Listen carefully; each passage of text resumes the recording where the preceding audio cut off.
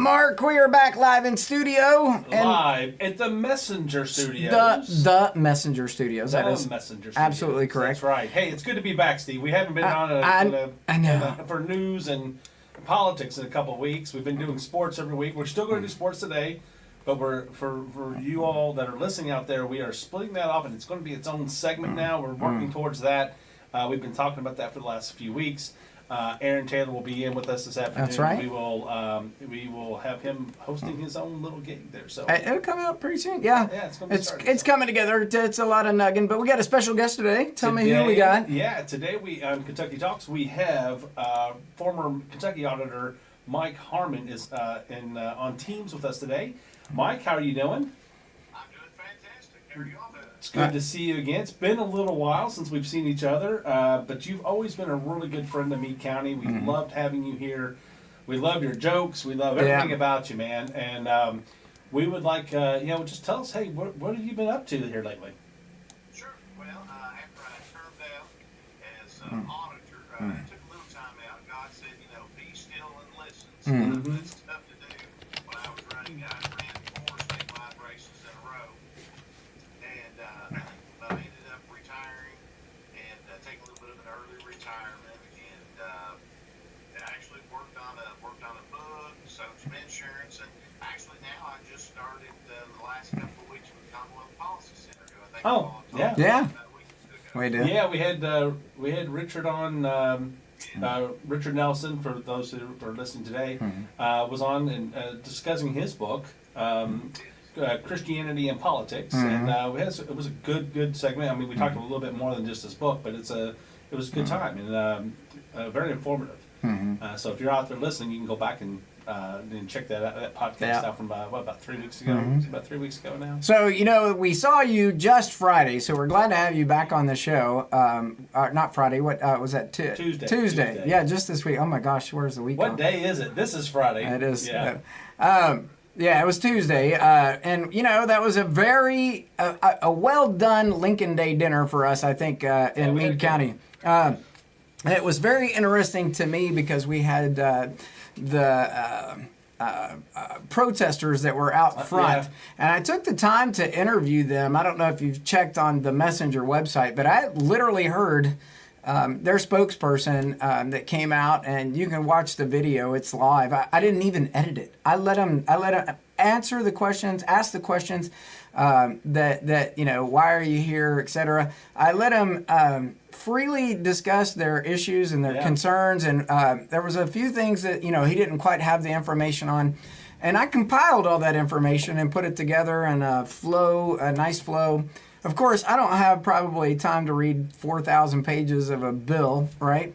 Yeah. But I did utilize some the AI tools that are out there that summarize and collate and give you kind of the bulk. But a statement was made, so I used the exact statement that was made, and I said, does the bill say that? You know what I mean? And no, the bill doesn't say that. So it's interesting. I mean, there's one thing that AI is very good at. I mean, it was built as a large language model. Right. So there's one thing that's good at, it's finding information, exact text in a document. That's right. Does the bill convey that message? No, it did not. So it's almost like if you want to fact check something really fast, it does it for you. It's like it's right there now, and then it references exactly where in the bill and all that other stuff too. And I provided that, and then I also provided the podcast of Brett Guthrie, who came on, and he told his side. Of course, he's the creator of the darn thing. You know what I mean? Wow. So you got the guy who's leading the bill. With I think it's 3 others he mentioned at the dinner that night, and then you've got they're all good concerns. They are, who's going to be affected, how are they affected? Oh, absolutely. And we published this, but would you believe that we still took criticism for telling the facts? And they wonder why I got involved in a newspaper business. Yeah.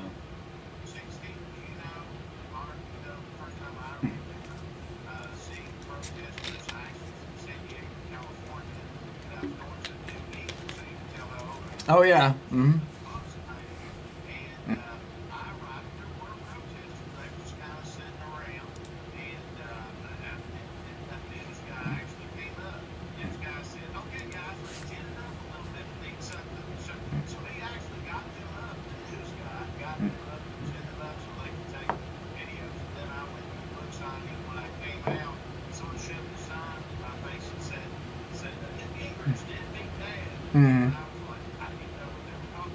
know, Ma. I probably shouldn't have said it, but I said, well, at least he let us chalk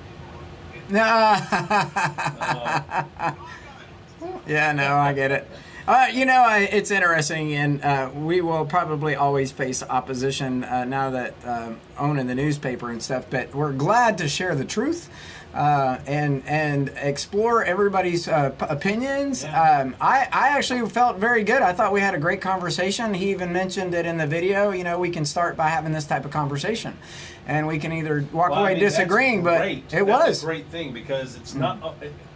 I feel like from my perspective, we've been wanting to have this conversation for a long time. Yeah. And everybody wants to, our opposition wants to shut us down all the time and say, Yeah. you can't talk, Yeah. walk away, they'll yell in your face and then walk away. So if they want to have a conversation, I think that's a great thing. Yeah, I think the only thing I didn't allow them to do was I'm willing to put this out there, but if you're gonna hold up a Nazi sign, you're basically saying I'm a Nazi because I voted a certain way. So you can either move the sign and I'll let you talk.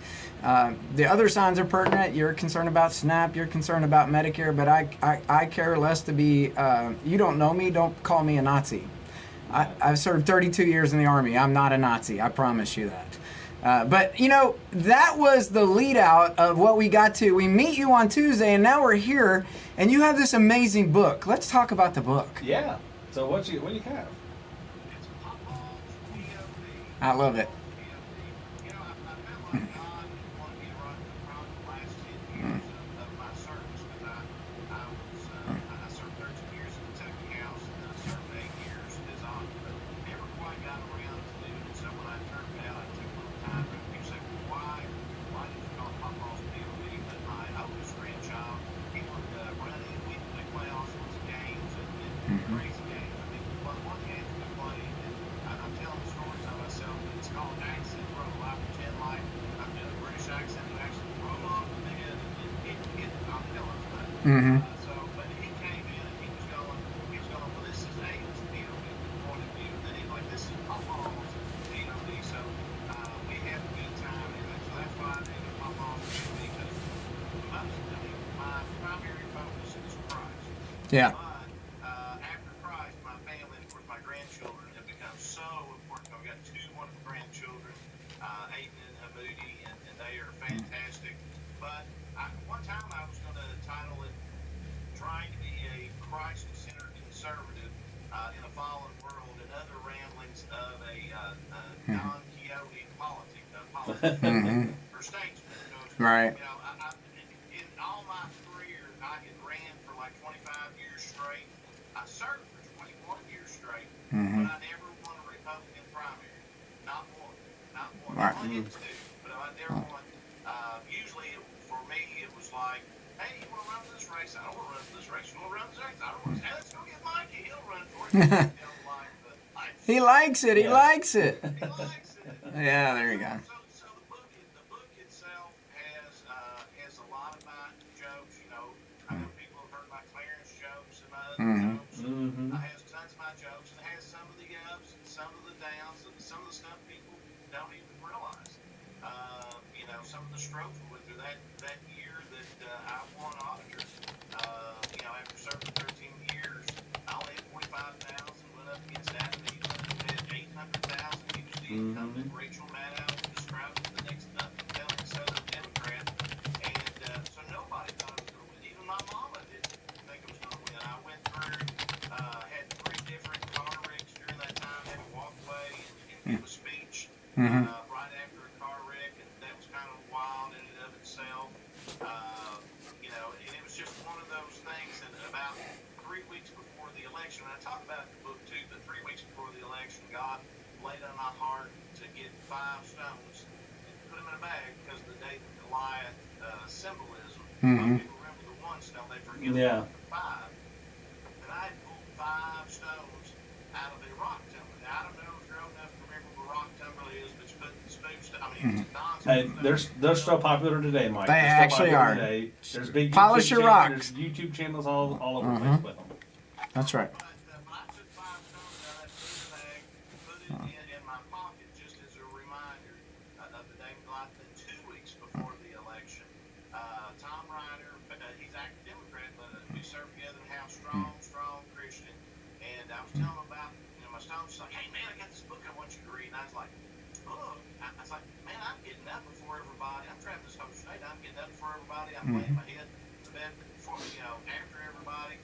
And he said, no, I'll mark 5 pages. The book he gave me was David and Goliath by Malcolm Gladwell. One of the things it said was that the underdog wins a third of the time.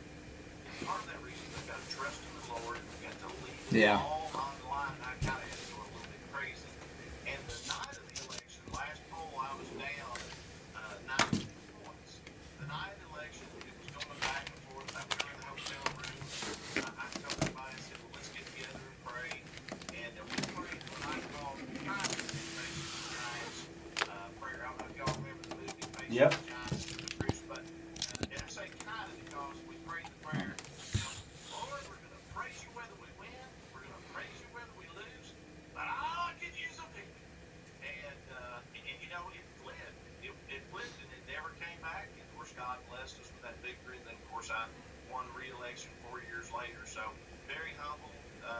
It was, God has been with me all through my life, whether I had victories or defeats. I've had my share of defeats too. Lost my first 2 House races. Lost a race for Lieutenant Governor with Phil Moffitt in a primary. Lost in the governor's race most recently, back in 2023. And it's one of those things that, and I kind of take you through all those journeys, but there are ups and there are downs and there are joys and there are sadness.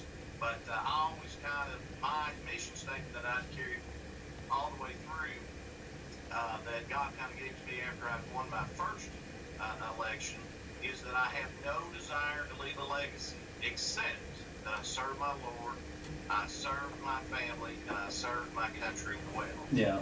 And so that's the way that I've tried to do it. And then my secondary one is I kind of appropriated it from Galaxy Quest, never give up, never surrender. So that's kind of the way I've always been out working hard. Right. So just take us a little bit through this book. What is this? I mean, what is if I pick this book up, what do you want me to get out of this book? Well, there's a couple of things. One, I want you to see the journey that I took. Hopefully you enjoy the humor that because almost every race that I ever had, I covered a joke. It was like a joke that covered all the way through. Some jokes I realized after I was telling them they had secondary meanings that I didn't realize they had. That staff told me later on what the secondary meaning was. Like, oh man, that's kind of embarrassing. I wish somebody had told me. So you get some of those, Right. you get some of those behind the scenes moments and things. Awesome, Yes, exactly. awesome. You get some of those behind the scenes moments. So it's a journey. And I do talk about my faith. And I talk about I basically say if you don't know Jesus Christ as your Savior, I so want you to know Jesus Christ as your Savior. Amen. Yeah. Before you leave this world, and definitely want my family, for those of my family members, if they don't know Jesus Christ, to know Jesus Christ as their Savior. So I take you through a little bit of that. When I first ran, I filed the first time and ran for the State House in '98. My father actually passed away like 2 to 3 months afterwards. So I talk about my faith. Not necessarily a challenge to my faith, but it's one of those things where it just kind of hits you. And really having that first time that I ran to do the door-to-door was almost therapy, for me in that regards, because I was getting out, I was talking to people, and so it does. The book leads you through all that, almost my entire life. Now, I probably left out, not intentionally, but I probably left out. You could have made the book 3 times as long, but when you cover that long a span, 25 years, sometimes you end up forgetting things. I even tell the joke. This was serious. When I was elected auditor, the second time, I was the oldest currently serving constitutional officer at that Kentucky constitutional officer at that time by 10 years. So I told the joke. I kind of adjusted one that my older brother gave me. The other day I was looking in the mirror and my wife comes by and she's like, "What are you doing?" I was like, "Look at that! I look so old. I look so tired." I tell you one good thing about myself. looks and she thinks, and she looks and she thinks, and finally she says, well, at least your eyesight's good. Oh my! Oh, you know what? I'm just thinking the name of the book is actually not bad. That would be actually a great podcast. I could think of almost every time there's an issue or whatever, Papa's point of view, and running a series on that just alone. Do you know what I mean? It's funny you should mention that because now that I'm at the Commonwealth Policy Center, they do a podcast. Sure. As well, Mm-hmm. but they have said that in addition to they're going to let me record my book, do an audio of my book. I saw Scott Jennings a couple of weeks ago. Yeah. He's like, I don't want to read it. I want to hear it in your voice. So, Do a series, yeah. You go to chapter at a time, yeah. Yeah, and then, but they also said that I can do a podcast. So once I kind of get my feet wet and situated in there, we're going to try to work to get a podcast going as well with that. Well, Mike, you'll have to let us know. We'll put that up on our site too to help keep visibility and stuff too. So, pat the back of those, pat the back, right? So keep going. Don't bite the hands that feed you. So, I've always learned informative things. I think the work you've done as auditor and all of the years of service to Kentucky. I'm a noob. Everybody picks on me all the time because I'm a noob, but I'm not a noob. I keep trying to tell people I've done a lot of research and I've lived in a lot of places, and trust me when I tell you, there's a lot of far worse places than where you could be living in Kentucky. Trust me. When we're young, I'll tell you my story a little bit. When you're young, you think, okay, I'm gonna get out, I'm gonna do this, I'm gonna go here, I'm gonna do.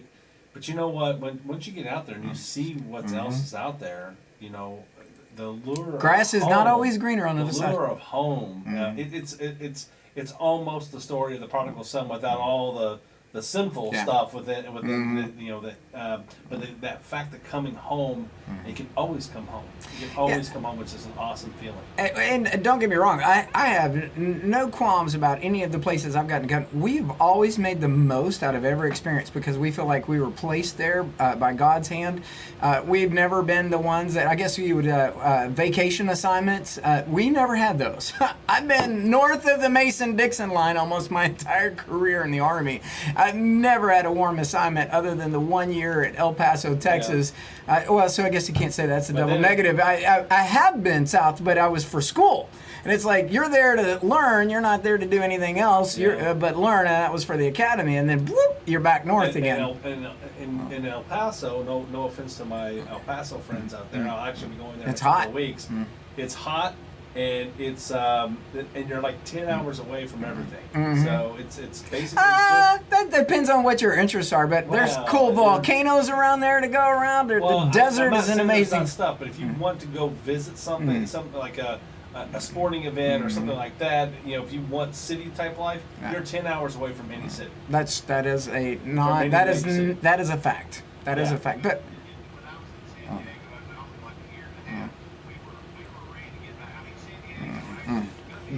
it's beautiful. Yeah. Yes.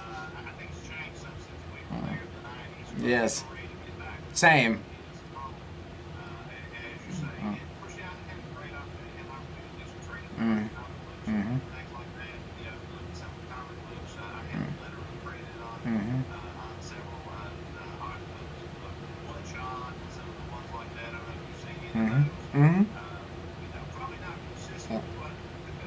There was you missed out. There was a whole lot that came up in an auction not too long ago that we saw that this gentleman had kept them for years, but his kids didn't want nothing to do with it, and they were ready to just get rid of it, so they put it up on Facebook. Yeah. The entire collection. I mean, he had like stuff that if you were a comic book collector, you would die for, but all they did was put it up on Facebook Marketplace, and I was like, I shared it with some folks that I know that are in that business, and you'd be surprised how much the stuff goes for as far as money-wise.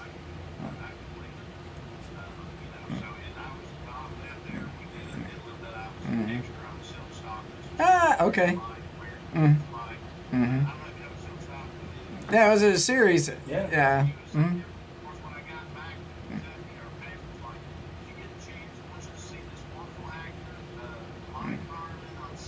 No.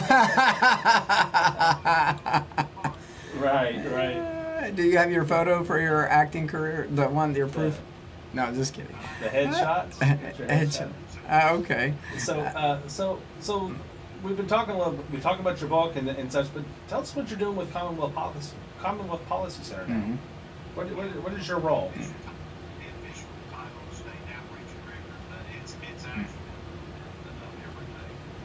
Going doing some of the stuff that I did the other night, going to the Lincoln Day Mm-hmm. dinners, working to help connect with donors, help raise some money to continue the mission in that regard. We do candidate training, we do some candidate recruitment, it's more candidate training, but we do some candidate recruitment just like you do people.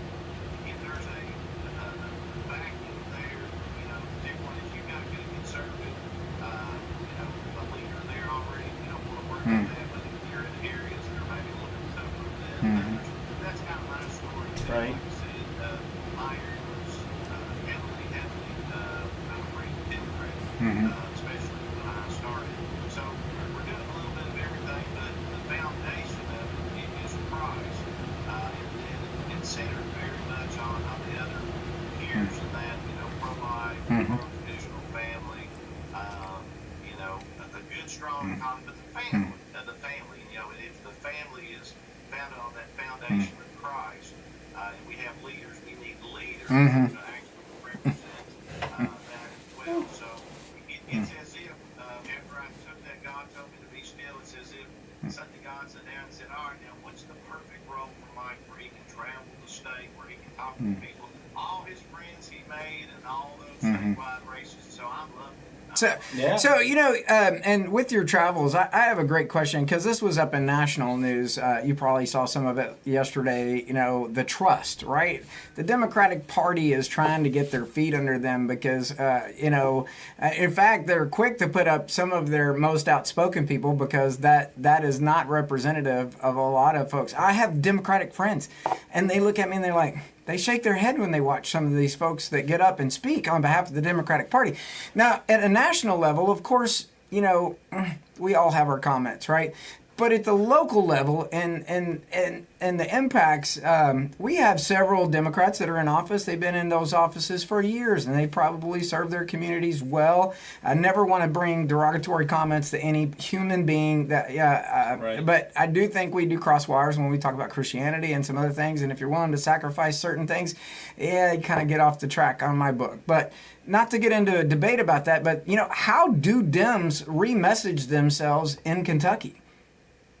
Well, I think in Kentucky, one of the things they would have to do is, and I don't know if you saw, but Robin Webb, who's been a long time Democrat, but conservative Democrat, I think I saw somewhere today that she was actually one of the last ones that was, not last ones, but one of the last conservative ones that was switching to, I think, either Republican or Independent. Right. One of the things they have to do is That's huge. return to their roots. Mm-hmm. And part of their roots was, let's just face it. They slowly and then quickly moved away from it. But the Democrats that I knew when I first started, a lot of them were Bible believers. They were. Yes. Yeah, they've. I had an argument wasn't an argument. I had a strong discussion with some of my grandparents and friends who are long-term Democrats. Who, when I was telling them, the Democrats are for, what they call pro-choice, but really it's pro-abortion. Because they don't want to have choice in others. And they were like, no, they're not for abortion. Democrats aren't for abortion. I was like, look at their platform. It's in black and white. It is. That was one of the most effective things that the Republican Party did, especially on the local level, was to just basically put the two platforms up side by side so people could actually read it for themselves. And you can go to the Democratic Party website; it's very visible. Yeah. And it seems like they change theirs every year to re-message, and we've stayed consistent. But to your point, libertarian, right? So there's some that would say that even in the Republican Party, even though they still claim a Republican Party, they're very libertarian. There's a lot of concerns about Rand Paul being very libertarian in a lot of his comments, even though he represents the Republican Party. But I honestly think it's, at what point does your diehardness and loyalty to the party let go when they get so far left or right that, right now I'm just focused, if you talked about the left, right? Not the left, not right, but left.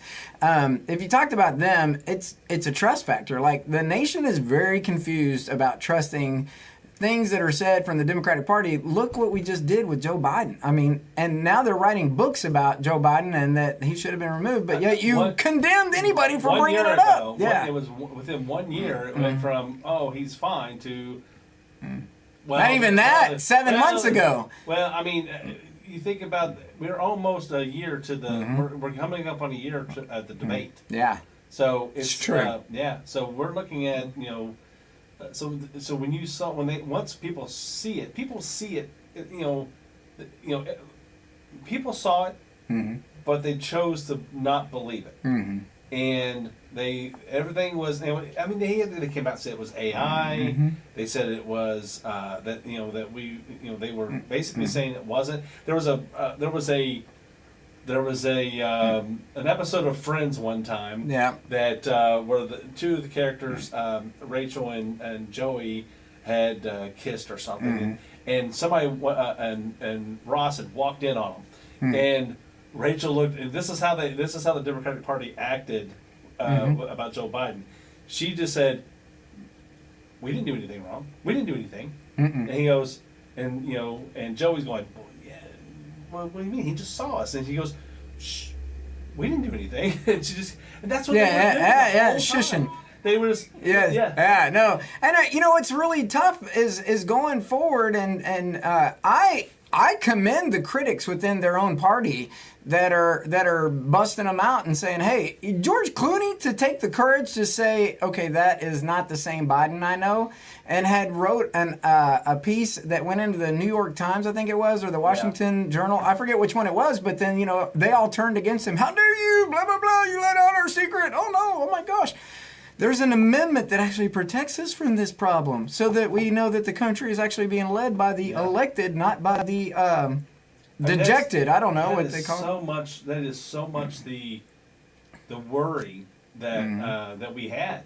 And now we're finding out, well, that worry was true, or at least it seems like it was true. It's becoming more and more true as everything comes out, that he was not running the country.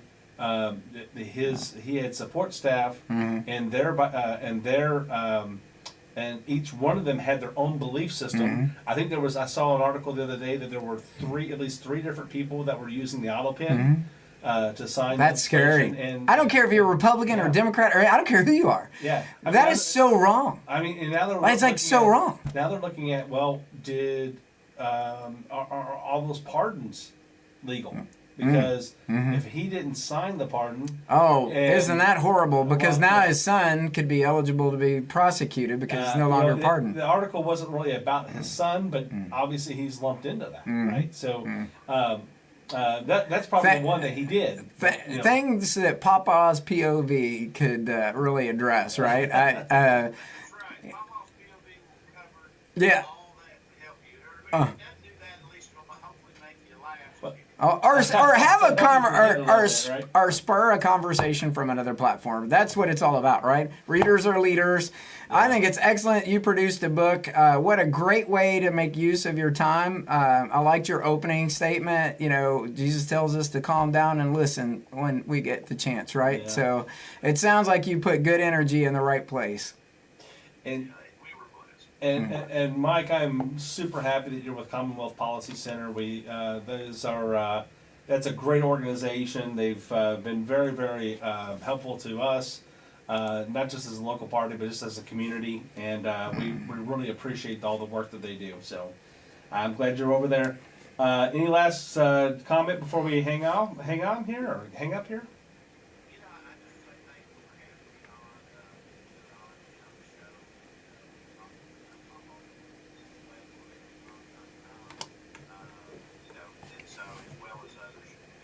Mike Harmon. There are within the book. There are actually 14 different QR codes. One of them included the commercial. I don't know if y'all ever saw the commercial that actually Trump was in.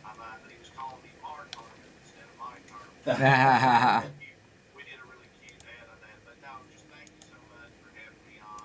You guys keep up the good work. Thank you.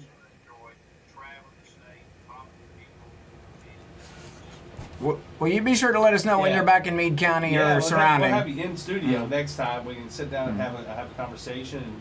And but Mike, it's been a great having you on. And don't be a stranger. Let's stay in touch. Thanks. Thanks, Mark. All right, that's all we have for today, everybody. Thanks for joining us. We will let you guys go on that note. Please go out and buy Mike's book. It's available online at Amazon, and we're going to be picking it up. So, MikeHarmon.com. We got you. All right, thanks, Mike. See you, everybody.